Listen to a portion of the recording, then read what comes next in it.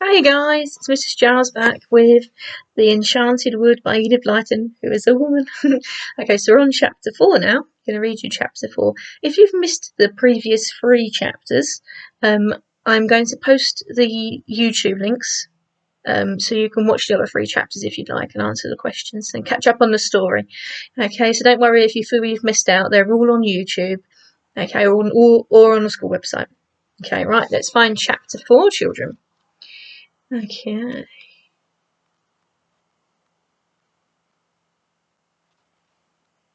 Right, chapter 4. The Folk in the Faraway Tree. Before very long, the children were hidden in the branches as they climbed upwards.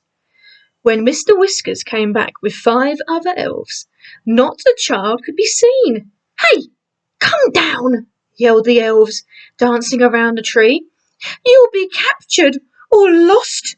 This tree is dangerous." Joe laughed and peered down. The faraway tree seemed to be growing acorns just where he was, so he picked one and threw it down. It hit Mr. Whiskers on the hat, and he rushed away shouting, "Oh, something's hit me! Something's hit me!" Then there was silence. "They've gone," said Joe, laughing again. "I expect they don't much like it when it rains acorns. Funny little things. Come on, girls." "This must be an oak tree if it grows acorns," said Beth as she climbed. But just as she said that, she stared in surprise at something nearby. It was a prickly chestnut case with hard nuts inside. "Good gracious," she said. "It's growing horse chestnuts here. What a very peculiar tree." "Well, let's hope it will grow apples and pears higher up," said Franny with a giggle. "It's a most extraordinary tree." Soon they were quite high up. When Joe parted the leaves and tried to see out of the tree, he was amazed to find that he was far higher up than the tallest tree in the world. He and the girls looked down on the top of all the other trees, which looked like a broad green carpet below. Joe was higher up than the girls. Suddenly he gave a shout. "I say, girls, come up here by me, quickly! I've found something odd." Beth and Franny climbed quickly up. "Why, it's a window in the tree," said Beth in astonishment. They all peered inside, and suddenly the window was flung open, and an angry little face looked out with a nightcap on. It's like a night hat. Keep your head warm. "Rude creatures!" shouted the angry little man, who looked like a pixie. "Everybody that climbs the tree peeps in at me. It doesn't matter what I'm doing, there's always someone peeping." The children were too astonished to do anything but stare. The pixie disappeared and came back with a jug of water. He flung it at Beth and soaked her. She gave a scream. "Ah!" "Perhaps you won't peep into other people's houses next time," said the pixie with a grin, and he slammed his window shut and drew the curtain. "Well," said Beth, trying to wipe herself dry with her handkerchief, "what a rude little man." "We'd better not look in any other windows we pass," said Joe. "But I was surprised to see a window in a tree." Beth soon got dry. They climbed up again and soon had another surprise. They came to a broad branch that led to a yellow door set neatly in the big trunk of the faraway tree. It had a little door knocker and a brightly polished bell. The children stared at the door. "I wonder who lives there," said Franny. "Shall we knock and see?" said Joe. "Well, I don't want water all over me again," said Beth. "We'll ring the bell and then hide behind this branch," said Joe. "If anyone thinks he is going to throw water at us, he won't find us." So Joe rang the bell, and they all hid carefully behind a big branch. A voice came from the inside of the door. "I'm washing my hair. If that's the butcher, please leave a pound of sausages," The children stared at one another and laughed. It was odd to hear of butchers coming up the faraway tree. The voice shouted again, "If it's the oil man, I don't want anything. If it's the red dragon, he must call again next week." "Good gracious," said Beth, looking rather frightened. "The red dragon? I don't like the sound of that." At that moment the yellow door opened, and a small fairy looked out. Her hair was fluffed out round her shoulders drying, and she was rubbing it with a towel. She stared at the peeping children. "Did you ring my bell?" she asked. "What do you want?" "We just wanted to see who lived in this funny little tree house," said Joe, peering in at the dark room inside the tree. The fairy smiled. She had a very sweet face. "Come in for a moment," she said. "My name is Silky, because of my silky hair. Where are you off to?" "We are climbing the faraway tree to see what is at the top," said Joe. "Be careful you don't find something horrid," said Silky, giving them each a chair in her dark little tree room. "Sometimes there are delightful places at the top of the tree, but sometimes there are strange lands too. Last week there was the land of Hippity Hop, which was dreadful. As soon as you got there, you had to hop on one leg, and everything went hippity hop, even the trees. Nothing ever kept still. It was most tiring." "It does sound exciting," said Beth. "Where's our food, Joe? Let's ask Silky to have some." Silky was pleased. She sat there brushing her beautiful golden hair and ate sandwiches with them. She brought out a tin of pop cakes, which were lovely. As soon as you bit into them, they went pop, and you suddenly found your mouth filled with new honey from the middle of the little cakes. Franny took 7, one after another, for she was rather greedy.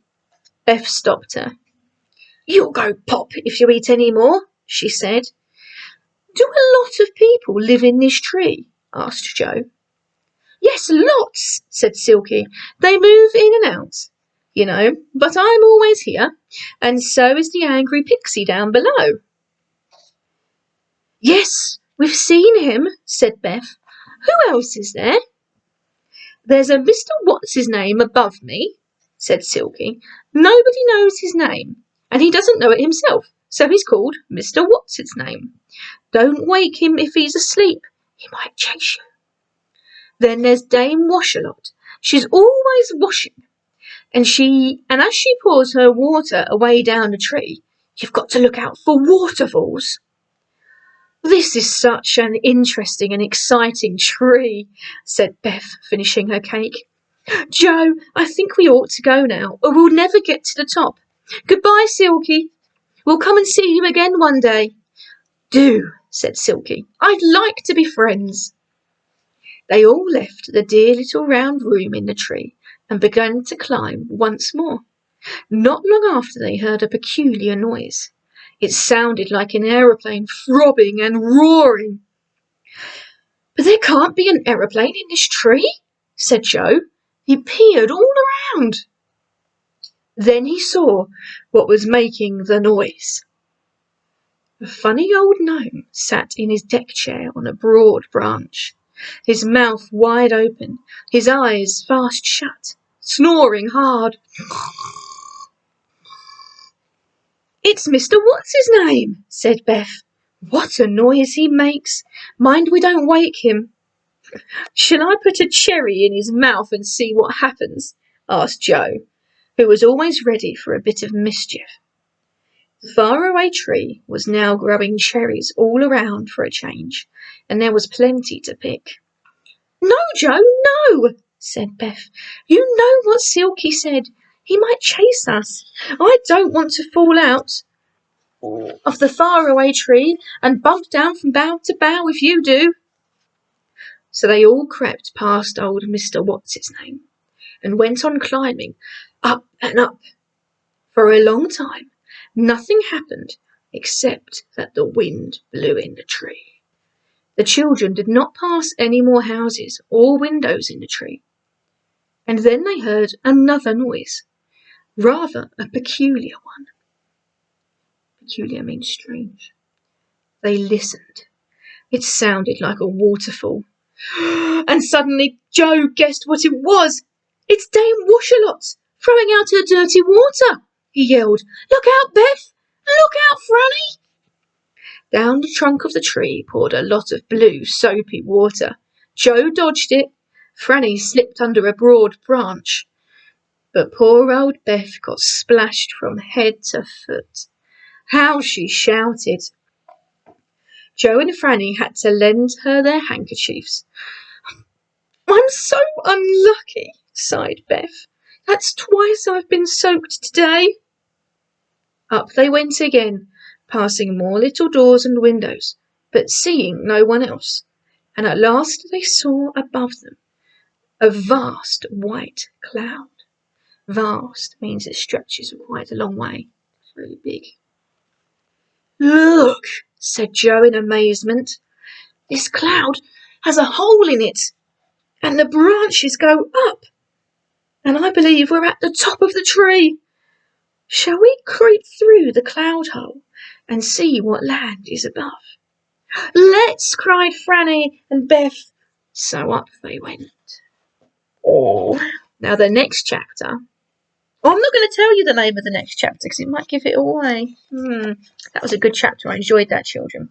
Now, I have some questions and I'm going to post the picture of them on the website and on Facebook. I'll read you the questions now because you can always pause, rewind and listen to them. Okay, you might have to go back and listen to bits of the story if you want to answer the questions.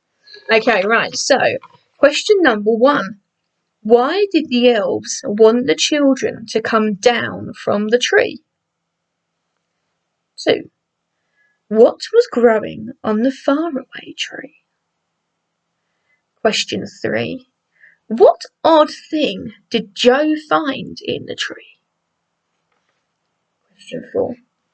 Why do you think Beth was frightened when the red dragon was mentioned? Question 5. What was the small fairy's name? Why did she have that name? Question 6. What kind of place would you like to find at the top of the faraway tree? Can you describe it to an adult or a brother or sister? How do we know? Question 7. How do we know that Franny is rather greedy? Question 8. Do you think the angry pixie should have thrown water over Beth? Explain your answer. And question 9. Why might we describe Joe as a mischievous boy? Mischievous. Now, your challenge today, children. I haven't got a drawing challenge today. I thought we'd try something different. I thought perhaps you could write a poem. And we have done these before. They're called acrostic poems. And acrostic poems is where you have the name going down the end, and each line has to start with the first letter, okay, from the name of the book. So I've put going down here, faraway tree. So I've got faraway tree, okay, and I think you could have a go at doing that. You could write faraway tree down the edge, and then you have to start each line with that letter. You could write a poem about the faraway tree. Do you want to hear mine? I'm quite proud of it. My wife did have to help me with a couple of bits. Right, you ready? Remember, it spells out faraway tree. Far, far up we go, away from the land we know, round a tree's bough, and past creatures we don't know. Where will we go? All the strange folk we meet, you wouldn't believe. The top of the tree still far away, right up there we go. Enchanted woods rest below, enjoying our enchanted stay. I'd love to hear some poems if you'd like to write an acrostic poem. Okay, guys, I hope you enjoyed this. I'll be doing chapter 5 next week. I'm doing it weekly now. Okay, lots of love, guys. Bye.